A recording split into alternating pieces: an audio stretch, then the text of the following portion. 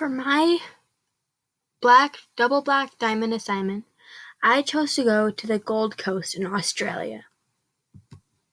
The climate of the Gold Coast is subtropical, which falls into the mild category in the Köppen classification system. The Gold Coast has lots of beautiful attractions. One of the many beautiful attractions is SeaWorld, full of amazing sea creatures and rides. But if you really want to get your heart racing, then go to Dreamworld, an amusement and water park. But to see the natural beauty of Australia, go to Springbrook National Park, a quick 45-minute drive from the Gold Coast. If you just want to stay in town and enjoy the city, you can see it all from the Sky Point observation deck, which has a bistro and bar. For the adventure seekers, there is the Sky Point Climb, where you can breathe in the city's finest air from 270 meters above the city. If you would rather stay with 2 feet securely on the ground, you should check out the Currumbin Wildlife Sanctuary, where you can meet and greet with the wild animals of Australia.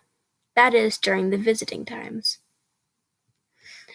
Or you could just bring it back to simpler times, and you can just enjoy the beach and see the city from the sea.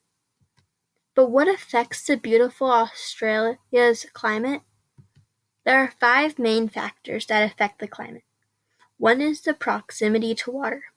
Since the Gold Coast is on the coast, the water definitely affects the climate. Because water holds heat very well, the climate would be warmer. Another factor that affects the climate is elevation. Since the Gold Coast is mostly at the same elevation and there are no mountains, elevation is not a large factor that plays into this part of Australia's climate. But since there are no mountains here, there will not be rain shadows areas, so that's good. No more drought. But ocean currents do affect the climate. On the Gold Coast, the main currents that are often talked about, such as the water cycle that goes through and up by Europe, the Thermaline, that does not really go by this part of Australia. But since the currents that do go by are warm, then that means that the water that does affect the Gold Coast is warmer. Also, since there aren't any large currents that go by, there's less wind and the city has calmer oceans.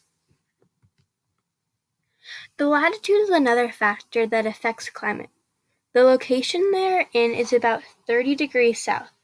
That means that there is falling air, which means that there would be drier air and deserts would form, which means that it would be hotter in the day and colder at night. But since it is by the ocean, the Gold Coast would be less susceptible to deserts forming, and the climate would still be warmer. Well, we already talked about falling air, which would fall into the category of global winds. And this part of Australia does not have any other global winds affecting it. So global winds don't play too much of a role in Gold Coast climate. But if you do want to visit the Gold Coast, then April to May is the best time because there's the most comfortable weather and the plane fares are lower because it's outside of the school holiday time. So enjoy your trip to Australia.